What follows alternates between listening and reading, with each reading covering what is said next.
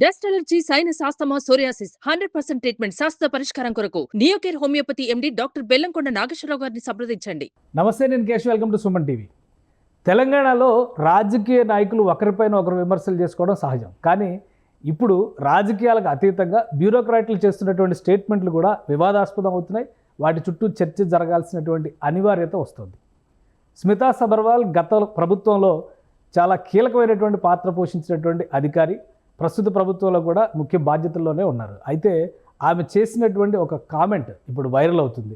వైకల్యం విషయంలో ముఖ్యంగా దివ్యాంగులకి ఆల్ ఇండియా సర్వీసెస్కి సంబంధించినటువంటి ఉద్యోగాల్లో ఇచ్చేటువంటి కోటాలపైన ఆమె కామెంట్స్ చేశారు.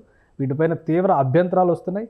అలానే దివ్యాంగులకి సంబంధించి వాళ్ళ ఆత్మగౌరవాన్ని దెబ్బతీసే విధంగా ఆమె వ్యాఖ్యలు ఉన్నాయనేటువంటి విమర్శలు కూడా రేగుతున్నాయి.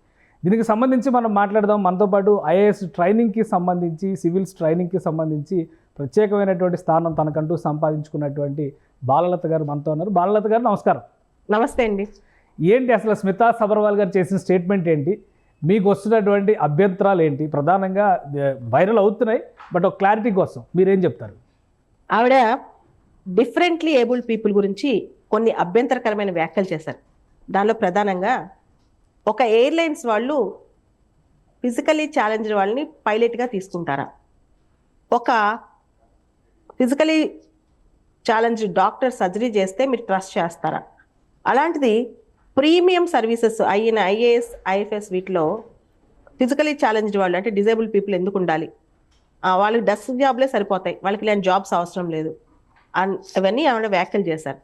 వ్యాఖ్యలు చేయడంతో పాటు ఆ వ్యాఖ్యల్ని సమర్థించుకుంటూ వచ్చారు గత 24 గంటలుగా.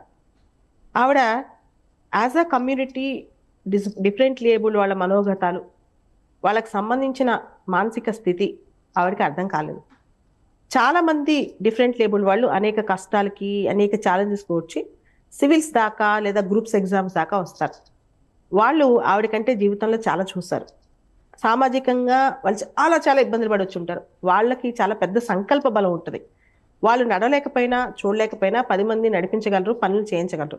ఈవిడకంటే ఫాస్ట్గా వర్క్ చేయగలరు. అలాంటిది ఈవిడ ఫిజికల్ ఫిట్నెస్ సంబంధించిన చేసిన కామెంట్స్, తర్వాత కోటాక్ ఆవిడ చేసిన కామెంట్స్, ఇవన్నీ ఆవిడ చేయడానికి ఆవిడకి అర్హత ఏంటని మా క్వశ్చన్. నా లోకల్ స్టాండ్ అంటే ఆవిడ లోకల్ స్టాండ్ ఏంటి? ఆవిడ ఎవరు? In what's way she is concern with this issue? ఆవిడ ప్రభుత్వం తరపున ప్రతినిధి, లేకపోతే ఆవిడ కేవలం తన పర్సనల్ ఒపీనియన్స్ చెప్పుకుంటూ ఈ విధంగా చేస్తే ఆవిడ ఎవరు ఆపలేరా? ఏ బ్యూరోక్రాట్ వచ్చి నిన్నటి నుంచి ఈ రోజు వరకు మాట్లాడలేదు, ఎవరు వచ్చి మాట్లాడలేదు, గవర్నమెంట్ రెస్పాండ్ అవ్వలేదు. ఆవిడకి ఇష్టం వచ్చినట్లు లక్షల సంఖ్యలో వ్యూయర్స్ని పెట్టుకుని వ్యాఖ్యలు చేస్తే సరిపోతుందా? ఇప్పుడు ఆవిడని ఎవరు క్వశ్చన్ చెబుతూ ఇలాంటి వ్యాఖ్యలు కంటిన్యూ అవుతూ ఇలా ట్వీట్లు రీట్వీట్లు అవుతుంటాయి. 24 గంటల పాటు చూసాం, ఆవిడకి ఆన్సర్ ఇచ్చి చూసాం, మీరు తీసేయండి అని చెప్పడం జరిగింది. అయినా ఆవిడ వినకుండా చాలా మంది అడిగితే నన్ను మీరు ట్వీట్ చేయండి ఆవిడకి, ఆవిడ రిప్లై ఇస్తారని చూద్దాం అన్నా. ఆవిడ ఏం చేస్తున్నారు? ఆవిడని సమర్థించుకుంటున్నారు కానీ అట్లీస్ట్ ఆవిడ అపాలజైజ్ కూడా చేయట్లేదు. అండ్ ఆవిడ ఏమనుకుంటారంటే బ్లాంకెట్ స్టేట్మెంట్, ఇది రైట్ కాదు అని బ్లాంకెట్ స్టేట్మెంట్స్ ఇవ్వటం. ముఖ్యంగా డిఫరెంట్ లేబుల్ కమ్యూనిటీ చాలా సెన్సిటివ్ కమ్యూనిటీ. వాళ్ళు ఇంకో జోలికి పోరు. మీరు గమనించుంటారు, తెలంగాణలో కానీ ఆంధ్రాలో కానీ పెద్ద ధర్నాలు, నిరసనలు ఎప్పుడు చేయరు. వాళ్ళ హక్కులు కూడా ఏమి అడగరు. కానీ ఒకటి అంటే ఒక పాయింట్ ఆమె రైజ్ చేసినటువంటి అంశాలు ఫీల్డ్ లెవెల్కి వెళ్ళేటప్పుడు జనరల్గా కలెక్టర్స్గా బాధ్యతలు, ఐఏఎస్లు అంటే కలెక్టర్స్గా ఉంటారు, ఐపీఎస్లది డిఫరెంట్ ఇది. కాబట్టి ఫీల్డ్ లెవెల్కి వెళ్ళేటప్పుడు ఈ ఫిజికల్లీ హ్యాండిక్యాప్డ్ లేదా దివ్యాంగులైనటువంటి వారు కనుక ఉంటే అక్కడ పని సరిగా జరగదు అనేది ఒక అభిప్రాయంగా చెప్తున్నారు. సో ఈ విషయంలో చాలామంది చెప్తున్నటువంటి స్టేట్మెంట్స్ ప్రకారం చూస్తే కనుక అసలు ఐఏఎస్లో వచ్చేటువంటి కానీ సివిల్స్లో వచ్చేటువంటి రిజర్వేషన్ ఎందుకు దాన్ని ప్రత్యేకంగా ఆమె నోట్ చేసి, ఇప్పుడు పూజా ఖేత్కర్ వివాదం ఒక డిఫరెంట్ ఆస్పెక్ట్, అక్కడ మ్యానిపులేషన్స్ జరిగినాయి అన్నారు, నకిలీ సర్టిఫికేట్లు ఉన్నాయి అన్నారు, అది ఏదైనా కానీ విచారణలో భాగంగా బయటకు వస్తుంది. కానీ దాన్ని బేస్ చేసుకొని ఆమె ఈ స్టేట్మెంట్ ఇవ్వడాన్ని ఇప్పుడు ఒక చర్చ ఏంటంటే సివిల్స్లో అసలు ఎంత రిజర్వేషన్ కోటా ఉంటుంది పిహెచ్ క్యాండిడేట్స్కి, ఎందుకు దాన్ని అంత ఇదిగా ప్రశ్నించాల్సినటువంటి పరిస్థితి వస్తుంది? సివిల్స్లో రకరకాల కేటగిరీస్ ఉంటాయి. అది ఓబీసీలు కావచ్చు, ఎస్సీలు కావచ్చు, ఎస్టీలు కావచ్చు. అలానే పిహెచ్ అనేది ఒక కేటగిరీ. దానిలో రిజర్వేషన్స్ అనేవి అంత పెద్ద లబ్ధిదారులు ఉండరు. ఇక్కడ కోటా అనేది కేవలం కోటా కోసం కాదు. ఇది ఎట్లా ఉంటుంది అంటేనండి, నువ్వు నడలేకపోయినా, చూడలేకపోయినా, వినలేకపోయినా నువ్వు పలానా పరిస్థితిలో ఉన్నావు అని చెప్పి యూపీఎస్సీకి నువ్వు డిక్లేర్ చేయాలి. అలా డిక్లేర్ చాలా మంది డిఫరెంట్ లేబుల్ వాళ్ళు వచ్చి, మేడం అసలు మనం ఎందుకు డిజేబుల్డ్ అని రాయాలి. మనం ఓపెన్లో కంపీట్ చేద్దాం. నేనంటా మీరు ఓపెన్లోనే కాంపీట్ అయ్యండి, మీరు ఓపెన్లో కాంపిటీషన్లో ఉండండి. కానీ మీరు అలా మీ గురించి చెప్పుకోకపోతే రేపు యూపీఎస్సీ మెడికల్ టెస్ట్లో మీరు మీ గురించి అబద్ధం చెప్పారంటారు కాబట్టి మీరు పెట్టండి అంటారు. చాలా సందర్భాల్లో పిహెచ్ కేటగిరీ వాళ్ళకి, ఫిజికలీ ఛాలెంజ్డ్ వాళ్ళకి, ఓబీసీ కన్నా కూడా వాళ్ళకి ఎక్కువ మార్కులు రావాల్సిన పరిస్థితి ఉంది. దానిలో కొన్ని కేటగిరీస్ ఆర్థోపెడికల్, ఉదాహరణ నేనే ఉన్నాను, నేను వీల్ చైర్ బేస్డ్.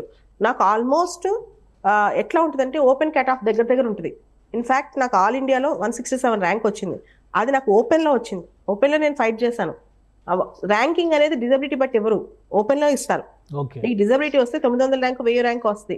167 ర్యాంక్ వచ్చిందంటే నీకు ఓపెన్ కేటగిరీలో కొట్టావని అర్థం అనమాట.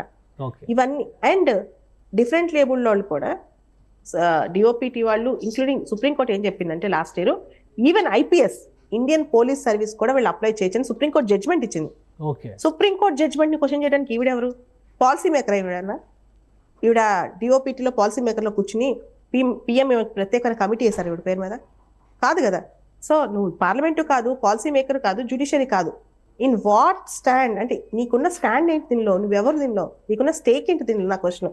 నీ గురించి నువ్వు పెట్టుకో, నువ్వు ఎన్నైనా పెట్టుకో, నీ ఎన్ని పర్సనల్ విషయాలు పెట్టుకో, కానీ ఈ కమ్యూనిటీకి సంబంధించి కామెంట్ చేసే హక్కు నీకు ఎవరు ఇచ్చారు? As a civil servant. నువ్వు యాక్టివిస్ట్ కాదు కదా. She's not an activist, she's a civil servant. Personal అభిప్రాయం చెప్పడానికి ఒక సివిల్ సర్వెంట్కి లేదా సివిల్స్ క్రాస్ అయి వచ్చినటువంటి అనుభవం రీత్యా కామెంట్ చేయడానికి అర్హత లేదంటారా? ఒక civil servant code of conduct ప్రకారం సివిల్ సర్వెంట్ నోట్ నుంచి మాట వచ్చినా, సివిల్ సర్వెంట్ మీడియాలో అని చెప్పినా అది గవర్నమెంట్ పర్మిషన్తో చెప్పాలి. ఓకే, పబ్లిక్ ఇష్యూస్లో చెప్పేటప్పుడు సిసిఎస్ రూల్స్ అని ఉంటాయి. Without government permission she should not speak. మీకు code of conduct for civil services అని చెప్పి నెట్లో దొరుకుద్ది, దానిలో మీరు చూడండి ఒకసారి. గవర్నమెంట్ ప్రకారమే మాట్లాడాలి. గవర్నమెంట్ పాలసీస్ విరుద్ధంగా మాట్లాడితే అది విరుద్ధం అనమాట. అలా విరుద్ధంగా మాట్లాడాలనుకుంటే నువ్వు సివిల్ రిజైన్ చేసి వచ్చి యాక్టివిస్ట్ అవు. ఇప్పుడు సివిల్ సర్వెంట్స్ చాలా మంది మరి ఎక్స్ వేదికగా కానీ ఇన్స్టాగ్రామ్ వేదికగా కానీ ఇలా సోషల్ ఇష్యూస్ మాట్లాడడం కంటే కూడా ఫ్యాషన్ షోస్ చేస్తున్నటువంటి పరిస్థితి కూడా ఉంది. ఇది కోడ్ ఆఫ్ కాండక్ట్ లోకి రాదా? చాలా మంది ముఖ్యంగా ఫీమేల్ ఆఫీసర్స్ చాలా మంది అలా చేస్తున్నారు. దీన్ని ఎలా చూడాలి? ఈవిడనే కాదండి, అబ్బాయిలు కూడా, ఫీమేలే కాదు అబ్బాయిలు కూడా ఎట్లంత దారుణం అయిపోయిందంటే వాళ్ళు వెళ్ళిన ప్రతి ఏరియా పిక్చర్స్, వాళ్ళు వెళ్ళిన ప్రతి అంశాలు, ఇంకా పర్సనల్ లైఫ్, ఫ్యామిలీ లైఫ్ అన్ని తీసుకొచ్చి చెట్టు నాడినా సోషల్ మీడియాలో పడతారు, చిన్న చిన్న పనులు చేసినా సోషల్ మీడియాలో పడతారు. అసలు వాళ్ళు నిర్వర్తించాల్సిన బాధ్యత. ఈవెన్ సివిల్స్ జాయిన్ అవ్వగానే ఫస్ట్ కారు ఆ ఫోటో తీసుకొని సోషల్ మీడియాలో పడతారు, ఇదిగో మా కారు అని. అంటే దర్పం ఎక్కువైపోయింది, పని తక్కువైపోయింది వీళ్ళకి. గవర్నమెంట్ వీళ్ళకి పని ఇవ్వాలి, లేకపోతే వీళ్ళు యాక్టివిస్ట్లు అవ్వాలంటే, ఫ్యాషన్ షోలు చేయాలంటే రిజైన్ చేసి బయటకు రావాలి. అలా కాకుండా దానిలో ఉండి వాళ్ళ అధికారాన్ని ఉపయోగించుకుంటూ ఆ దర్పం చూపించుకుంటూ ఎవరు క్వశ్చన్ చేయలేని విధంగా ఇష్టం వచ్చినట్టు కామెంట్లు పెడితే ఎన్నాళ్ళు చూస్తూ ఊరుకుంటారు చెప్పండి? ఇది అసలు ఈ ఇష్యూకి మూల కారణం పూజా ఖేత్కర్ వివాదం. అసలు ఆ ఇష్యూలో ఏం జరిగింది, ఎందుకు అది దేశవ్యాప్తంగా అంత సంచలనాత్మకమైన చర్చ అయింది? పూజా ఖేత్కర్ అనే అమ్మాయి ఇప్పుడు వరకు వస్తున్న సమాచారం ప్రకారం అసలు డిఫరెంట్ లేబుల్ కాదు. ఓకే, ఓబీసీలో వాళ్ళ ఆ అమ్మాయి క్రీమీ లేయర్ కిందకి వస్తుంది. వాళ్ళ నాన్నకి చాలా డబ్బులు ఉన్నాయి. వాళ్ళ తండ్రి అడ్మినిస్ట్రేటివ్ ఆఫీసర్ మహారాష్ట్రలో. ఆయన, ఆ అమ్మాయి, తర్వాత డాక్టర్లు ఎవరు కొల్యూడ్ అయ్యారో మాకు తెలియదు. అమ్మాయి ఫేక్ అని యూపీఎస్సీ ఆల్మోస్ట్ తేల్చేస్తుంది. ఓకే, ఫేక్ ఐడెంటిటీతో రాసిందని. వీటన్నిటితో పాటు అమ్మాయి డిజబిలిటీ సర్టిఫికేట్ కూడా ఫేక్ పెట్టింది అంటున్నారు. డిజబిలిటీ సర్టిఫికేట్ ఎవరు ఇవ్వాలి? ఎయిమ్స్ వాళ్ళు ఇవ్వాలి. ఎయిమ్స్ వాళ్ళు తప్పు చేస్తే అది ఎంటైర్ దివ్యాంగ లోకం, ఎంటైర్ డిఫరెంట్ లేబుల్ పీపుల్ ఈవిడ బారిన పడాలా? ఈవిడ మాటల బారిన పడాలా? చెప్పండి. జెన్యున్ గా ఎంతమంది జెన్యున్ కళ్ళకు కనిపిస్తున్నారు. ఈరోజు వచ్చారు, మీరు చూసుంటారు. చాలా మందికి కాళ్ళు కట్ అయ్యి, చేతులు కట్ అయ్యి, ఏదో సందర్భంలో యాక్సిడెంట్ అయ్యి, చిన్నప్పుడు ఏదో పోలియో లాంటిది వచ్చి వాళ్ళ కష్టాలు గౌరవప్రదంగా బతకాలని సివిల్ స్టాంట్ ఎగ్జామ్స్, గ్రూప్ 1 లాంటి ఎగ్జామ్స్ రాయాలనుకుంటారు. అలాంటి వాటికి ఈవిడిచ్చే స్టేట్మెంట్ ఇప్పుడు నిరుత్సాహం అవుదా? పిల్లలందరికీ కాన్ఫిడెన్స్ పోదా? నువ్వు లార్జర్ ఇంట్రెస్ట్ ఎందుకు ఆలోచించలే? ఏ ప్రైవేట్ సెక్టర్లో అయినా వీళ్ళని జాబుల్లోకి తీసుకుంటారా? ఇప్పుడు పైలట్గా చేయలేవు, సర్జన్గా చేయలేవు అంటే మేము ప్యూన్లు ఉద్యోగాలు, చప్రాస్ ఉద్యోగాలు చేయాలి, వీళ్ళేమో కలెక్టర్ ఉద్యోగాలు చేయాలా? మీరు చెప్పండి. అంటే ఒక క్లారిటీ ఏంటంటే ఇప్పుడు స్మితా సబర్వాల్ గారు ఇచ్చినటువంటి స్టేట్మెంట్ మొత్తం అసలు ఎంప్లాయ్మెంట్ ప్రాసెస్నే డిస్టర్బ్ చేసే విధంగా ఉందంటారా మీరు? అదే మొత్తం. ఓకే, సరే ఒప్పుకుందామండి, డిఫరెంట్ లేబుల్ వాళ్ళు సివిల్స్కి ఎలిజిబుల్ కాదనుకుందాం. అది ఎవరు చెప్పాలి? ఎవరు చెప్పాలి చెప్పండి? ఎవరు ఆ స్టేట్మెంట్ ఇవ్వాలి? గవర్నమెంట్ నుంచి రావాలి. డిఓపిటి ఇవ్వాలి, లేదా డిఓపిటి తప్పు చేస్తే జ్యుడిషియరీ ఇవ్వాలి. ఈవిడ ఎవరండి? లోకస్ట్ అని దేశంలో ఉన్న 4,000 మంది ఐఏఎస్ 5,000 మంది ఐఏఎస్ ఆఫీసులు ఒక ఆఫీసర్. ఆవిడకి ఆ స్వేచ్ఛ ఎవరు ఇచ్చారు? నీకు నీ గురించి మాట్లాడుకునే హక్కు ఉంది, అది నీ ఫండమెంటల్ రైట్. కానీ ఇంకొక కమ్యూనిటీని విమర్శించే హక్కు నీకు లేదు కదా. వాళ్ళ యూపీఎస్సీ స్టాండర్డ్స్ ప్రకారం అసలు వైకల్యం అనే దానికి డెఫినేషన్ ఏంటి? ఈ మధ్య ఇంకొక కేసు కూడా కనబడింది. అంటే కార్తీక్ కన్సల్ అనేటువంటి వ్యక్తి 2 సార్లు సివిల్స్కి ఎలిజిబుల్ అయ్యి, అంటే ఆయన ర్యాంక్ కూడా 164, 167 ర్యాంకులు సంపాదించిన తర్వాత కూడా మస్క్యులర్ డిస్ట్రోఫీ ఉంది కాబట్టి ఆయన యూపీఎస్సీ సెలెక్ట్ చేయలేదు. ఇది కూడా కేసు విచారణలో ట్రైబ్యునల్లో ఎందుకండి నాకు ఆశ్చర్యం వేస్తుంది. ఇప్పుడు మీకు అంటే నిజం చెప్పాలి, గత 20 ఏళ్ళ నుంచి నేను ఇదే ఫీల్డ్లో ఉన్నా, సివిల్స్ ఫీల్డ్లో. ప్రతి సంవత్సరం నేను నా స్వయంగా నాకు ఇష్టం ఒక ఫిజికల్లీ ఛాలెంజ్డ్ పర్సన్ని తీసుకెళ్ళి ఆ స్థానంలో చూపించి వాళ్ళ చేత పని చేయించడం, స్పెషల్గా ట్రైనింగ్ ఇస్తా. ఈ మెడికల్ టెస్ట్లో వీళ్ళు ఎంత ఇబ్బంది పెడతారంటే, వాళ్ళు నిజంగా చిన్న ప్రాబ్లం వచ్చినా పెద్ద ప్రాబ్లం చేసి చూపిస్తారు. సో జెన్యూన్ కేసెస్లోనేమో ఉద్యోగాలు ఇవ్వట్లేదు, జెన్యూన్ కేసెస్లోనేమో వాళ్ళకి ఇవ్వాల్సిన ఐఏఎస్లు ఇవ్వట్లేదు, ఫేక్ కేసులో ఇస్తున్నారు, ఫేక్ మనుషులకి ఇస్తున్నారు. అదేనండి అక్కడ ప్రాబ్లం. సో అంటే యూపీఎస్సీ రోల్ ఏంటి అక్కడ? ఇప్పుడు కార్తీక్ కన్సల్ట్ కూడా 60% ఈ వైకల్యం ఉంది అనే సర్టిఫికేట్ దగ్గర ప్రాబ్లం. ఇది ఓన్లీ డిజబిలిటీస్ కాదండి. ఇప్పుడు యూపీఎస్సీ ఏం చేయబోతుందంటే ఓబీసీ సర్టిఫికేట్లు, డబ్బులుండి ఓబీసీ తెచ్చుకున్నాడు, బాగా ఆస్తులుండి తండ్రులు సంపాదించిన ఆస్తులుండి OBC, EWS category, economical weaker section category, తర్వాత డిజబుల్, అన్నిట్లో ఉన్నాయి ఇలా మోసాలు. సో అన్ని లెక్కలు బయట తీయాలి యూపీఎస్సీ. అన్ని లెక్కలు బయట తీస్తే 30-40 సంవత్సరాల నుంచి నాకు తెలిసి కొన్ని వేల కేసులు బయటకు వస్తాయి. ఇప్పుడున్న 4,000 మంది ఐఏఎస్ ఆఫీసులో సగం మంది పోతారు. ఓకే. సో మీరేమంటారు? ఇప్పుడు చాలామంది శ్రీకాంత్ బొల్లా లాంటి సినిమాలు చూసిన తర్వాత డిఫరెంట్లీ ఏబుల్డ్ పీపుల్ పైన కూడా చాలా రెస్పెక్ట్ పెరిగింది. కానీ ఇలాంటి వివాదాలు వచ్చినప్పుడు వాళ్ళ పరిస్థితి ఏంటి అనేటువంటి చర్చ ఎక్కువ జరిగేటువంటి పరిస్థితి. డిఫరెంట్లీ ఏబుల్డ్ పీపుల్ సొసైటీ వాళ్ళకి ఏం చేయకపోయినా మేము ఎవరం క్వశ్చన్ చేయము, ఎవరు అడగరు. కానీ వాళ్ళని డిస్రెస్పెక్ట్ చేసే విధంగా వ్యాఖ్యలు చేస్తే మాత్రం ఊరుకుని ఓర్చుకుని ఈరోజు నేను బయటకు వచ్చి మాట్లాడాల్సి వచ్చింది. యాక్చువల్లీ నా స్టేచర్కి, నేను ఉండే పనులకి నేను అసలు బయటికి రాను, నా పని నేను చూసుకుంటాను. కానీ ఫస్ట్ టైం మా పిల్లలందరూ ఏడ్చారు నిన్న. ఎవరైతే నేను అందరికి ఫిజికల్లీ ఛాలెంజ్ వాళ్ళకి సపోర్ట్ చేస్తుంటారో అందరూ చాలా మెంటల్గా డిస్టర్బ్ అయ్యారు, ఎవరు బోన్ చేయలేదు. అందరూ కూడా ఆ కామెంట్స్ వెనక్కి తీసుకెళ్ళి చేయండి మ్యామ్ అని రిక్వెస్ట్ చేశాను, అందుకే బయటకు వచ్చాను. సో ఈ రెస్పాన్స్ ఏమైనా వచ్చిందా? చాలా మందికి ట్వీట్స్కి రిప్లైలు కూడా ఇస్తుంది. సుప్రీంకోర్టు అడ్వకేట్స్ వీళ్ళందరూ ఇచ్చినటువంటి ఆవిడ సపోర్ట్ చేసుకుంటూ ఇస్తున్నారు. ఆవిడ మీ ఇష్యూ పైన మీరు ఒక సవాల్ కూడా ఇస్తున్నారు కదా, ఇప్పుడు ఎగ్జామ్ రాద్దాం అంటున్నారు కదా. రమ్మనండి, నా దాకా అవసరం. నా స్టూడెంట్స్ చేత విజువల్ ఇంపైర్డ్ ఎవరైతే కళ్ళతో చూడలేరో వాళ్ళ చేత రాపిస్తే ఎవరితో అయినా చూడండి ఎంత బాగా రాస్తారు. వాళ్ళ ఎబిలిటీస్ మీద ఈవిడేవారండి జడ్జ్ చేయడానికి? దేవుడిచ్చిన ఎబిలిటీ అండి వాళ్ళకి అది. ఈవిడ ఎవరు అసలు? Who is she? ఇది నా క్వశ్చన్. అండ్ జస్ట్ ఒక ఐపీఎస్ అయినంత మాత్రాన ఏదైనా మాట్లాడచ్చు, ఏదైనా చేయొచ్చు అనుకుని చాలా మంది విర్రవీగుతుంటారు. వాళ్ళందరికీ ఇది ఒక పెద్ద రిప్లై అండి. Don't judge a person by seeing their physical ability, but judge them by seeing their mental ability and their character. Right. Government వైపు నుంచి మీ ఎక్స్పెక్టేషన్ ఏంటి? ఇంకా ఎవరు గవర్నమెంట్లో కూడా రెస్పాండ్ కాలేదు. అవుతారని నేను నమ్ముతున్నానండి. సీఎం గారు లేరంట, అవుట్ ఆఫ్ స్టేషన్ ఉన్నారండి వెళ్ళి. సీఎం గారు, సిఎస్ గారు ఖచ్చితంగా దీనికి రెస్పాండ్ అవుతారని, అవ్వాలని కోరుకుంటున్నాను. అవ్వకపోతే ఖచ్చితంగా పీస్ఫుల్గా, శాంతియుతంగా నేను దేనికైనా సిద్ధం. I'm ready for this. Because this ఈ రోజున ఈ కమ్యూనిటీకి నేను చేయలేనప్పుడు నేను బతికుండి కూడా వేస్ట్.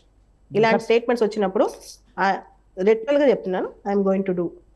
కానీ అంటే ఒకటి ప్రభుత్వం వైపు నుంచి చూస్తే కనుక ఎవరైనా మినిస్టర్స్ కానీ వీళ్ళు కూడా రెస్పాండ్ అవ్వచ్చు, కానీ ఇంతవరకు రెస్పాన్స్ రాలేదు. సీనియర్ ఆఫీసర్స్, మాజీ అధికారులు ఎవరు మాట్లాడలేదు.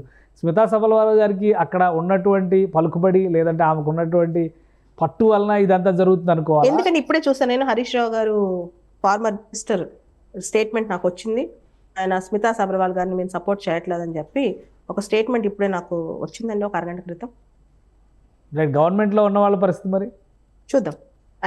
ఐ విష్ దట్ నెక్స్ట్ ఎట్లా ఉండొచ్చు మరి? మీ రెస్పాన్స్ దీనికి తగ్గట్టుగానే ఉండాలి కదా. ఒకవేళ గవర్నమెంట్ రెస్పాండ్ అవ్వకపోతే మాత్రం మేము శాంతియుతంగా డెమోక్రటిక్ కాన్స్టిట్యూషన్ బేస్లో, ఎందుకంటే ఆమె కాన్స్టిట్యూషన్ వ్యతిరేకంగా మాట్లాడింది, మేము రాజ్యాంగబద్ధంగానే దీనిపైన మేము కూడా పోరాడతాము. నాకు తెలిసి నేను ఆపలేనండి, మా వాళ్ళు చాలా మంది ఎఫ్ఐఆర్ పెట్టడానికి కంపెనీ రెడీ అయ్యారు. సో మీరు లీగల్గా ప్రొసీడ్ అవడానికి అవకాశం ఉంటుందా? నేను లీగల్గా నేను ఇన్వాల్వ్ అవ్వను. లీగల్గా నేను శాంతియుతంగా కాన్స్టిట్యూషన్ మెథడ్లో నిరసన మాత్రం ఓపెన్ చేస్తాను. ఈ చాలా మంది గ్రూప్స్ ఉన్నాయి, ఈ ఆర్గనైజేషన్స్ ఉన్నాయి, వాళ్ళందరూ చాలా కోపంగా ఉన్నారు. ఇంకా నేను తక్కువ కోపంగా ఉన్నాను. వాళ్ళందరూ మాట్లాడలేరు కానీ వాళ్ళందరూ చాలా ఆవేశంగా ఉన్నారు. సో మీరు 2 సార్లు ర్యాంక్ వచ్చి కూడా మీరు ఎందుకు సివిల్ సర్వీసెస్లోకి వెళ్ళలేదు? ఇప్పుడు దానికి ప్రధానమైన కారణం అండి చెప్పాను, typical stereotype mind sets of bureaucrats.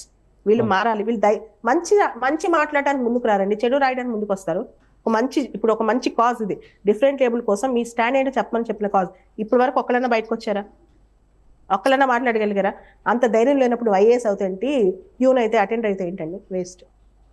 So దాని బదులు మనం ఇంకా బెటర్గా సర్వ్ చేయొచ్చు సొసైటీకి. ఇదంతా నాకు అంత అంటే సిస్టంలో ఉంటే ఇంకా ఎక్కువ పవర్స్ ఉంటాయి అంటారు కదా. ఏం చేశారని సిస్టంలో ఉండి దేశాన్ని నాశనం చేయడం తప్ప, ఇలాంటి కామెంట్స్ చేయడం తప్ప ఎవరెవరు ఏమేం చేశారు ఒక లిస్ట్ అవుట్ తీద్దాం ఒకసారి. మీరు తయారు చేస్తున్నారు కదా, మీరు తయారు చేసినటువంటి స్టూడెంట్స్ ఖచ్చితంగా నా స్టూడెంట్స్ మాత్రం ఇంతకంటే బెటర్గా ఉంటారండి. ఎథికల్ వాల్యూస్ ఫస్ట్ వాళ్ళకి నేను చెప్పేది ethical values, empathy and compassion, దాంతోనే పనిచేస్తాను. దానికోసం నేను సిస్టమ్ను వదిలేసి సిస్టమ్ను మార్చాలని, సిస్టంలో ఎంటర్ అయ్యే వాళ్ళు మార్చడానికి ట్రై చేస్తున్నాను అంతే. రైట్. థ్యాంక్ యూ బాలలత గారు, మీ అభిప్రాయాలు తెలియజేసినందుకు. ఇది స్మితా సబర్వాల్ చేసినటువంటి కామెంట్స్ ముఖ్యంగా దివ్యాంగ విద్యార్థులకి సివిల్స్లో రావాలని కలలుగంటున్నటువంటి వారి ఆశలకి అడియాసలు చేసేటువంటి విధంగా ఉన్నాయి. అలానే ఇప్పుడున్నటువంటి సిస్టంలో ఉన్న లోపాలని ఎత్తి చూపించేటువంటి క్రమంలో సీనియర్లు ఎవరు రెస్పాండ్ కాకపోవడం, ఇంకా ప్రభుత్వ పక్షాన్ని కూడా దీనిపైన వివరణ రాకపోవడం బాధాకరమని బాలలత గారు అంటున్నారు. అలానే విద్యార్థులకు సంబంధించి ముఖ్యంగా సివిల్స్ ప్రిపేర్ అయ్యేటువంటి వారు ఇటువంటి వ్యాఖ్యలను పట్టించుకోవాల్సిన అవసరం లేదు, ఆత్మవిశ్వాసంతో మీ ప్రయత్నంలో మీరు విజయం సాధించవచ్చు అనేటువంటి మాట ఆమె చెప్తున్నారు. ఏం డిస్కషన్ వస్తుంది, ఏం కన్క్లూజన్ వస్తుంది ఈ విషయం పైన, స్మితా సబర్వాల్ కూడా తన వ్యాఖ్యల్ని వెనక్కి తీసుకునే విధంగానే వ్యవహరిస్తున్నారు కాబట్టి వేచి చూడాలి ఫర్దర్గా ఏం జరుగుతుందో. ఇది special discussion, keep watching. Suman టీవీలో మీ పర్సనల్ అండ్ బిజినెస్ ప్రమోషన్స్ కోసం కింది నెంబర్కి కాంటాక్ట్ చేయండి.